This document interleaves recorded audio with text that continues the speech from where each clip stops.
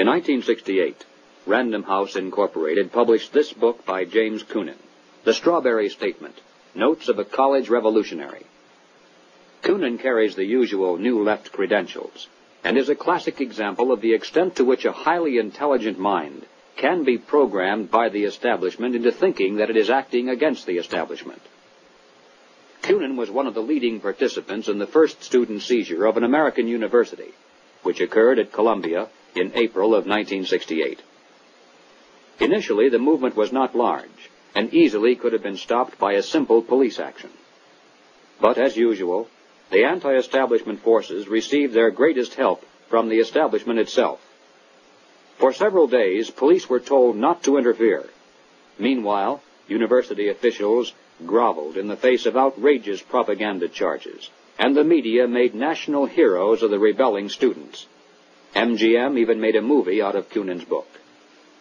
On page 130, Coonan wrote, "In the evening I went up to the U to check out a strategy meeting. A kid was giving a report on the SDS convention. He said that at the convention, men from Business International roundtables, the meeting sponsored by Business International for their client groups and heads of government, tried to buy up a few radicals. They offered to finance our demonstrations in Chicago. We were also offered ESSO, or Rockefeller money. They want us to make a lot of radical commotion so they can look more in the center as they move to the left." Jerry Kirk, while a student at the University of Chicago, was active in the SDS, the Du Bois Club, the Black Panthers, and the Communist Party. In 1969, Mr. Kirk broke from the party, and the following year testified before the House and Senate Internal Security Committees.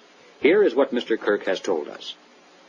"Young people have no conception of the conspiracy strategy of pressure from above and pressure from below.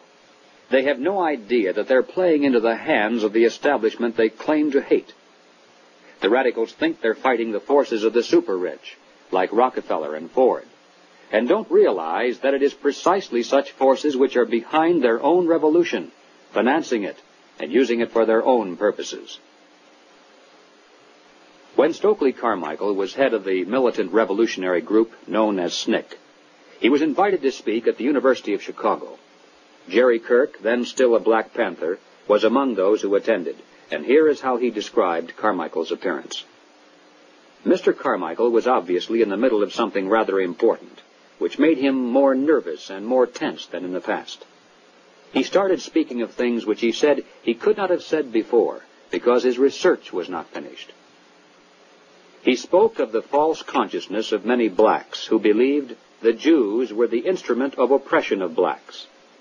And he made note of the fact that even though many Jewish people, for example in New York, own quite a bit of land, one must understand that the overwhelming percentages of mortgages in Harlem was owned not by Jewish people, but by Morgan Guarantee Trust, the Morgan family, and Chase Manhattan Bank, the Rockefellers.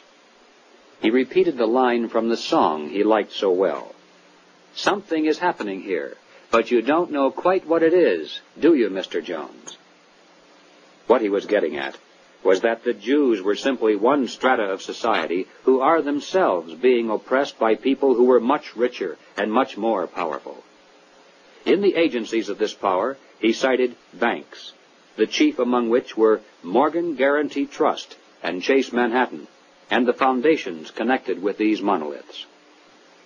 It was not long after this that Stokely Carmichael mysteriously was ousted from both SNCC and the Black Panthers.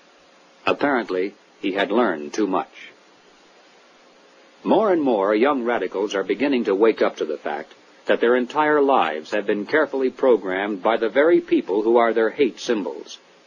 They're beginning to realize that their so-called anti-establishment outlook actually is the calculated product of the establishment press, the establishment communications media, the establishment entertainment industry, the establishment schools. Rich men's corporations publish and popularize revolutionary books and songs. Through advertising, rich men's businesses subsidize revolutionary magazines. Rich men's tax-exempt foundations pour millions of dollars into left-wing organizations. The federal establishment in Washington, through agencies like the OEO, provide weekly paychecks to thousands of hardcore revolutionaries. And so we return again to the basic question, why? Why does the establishment publicly condemn but privately support the anti-establishment movement?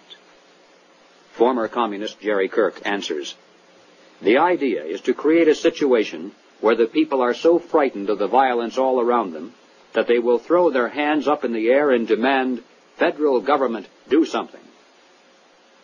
And the only choice open will be martial law.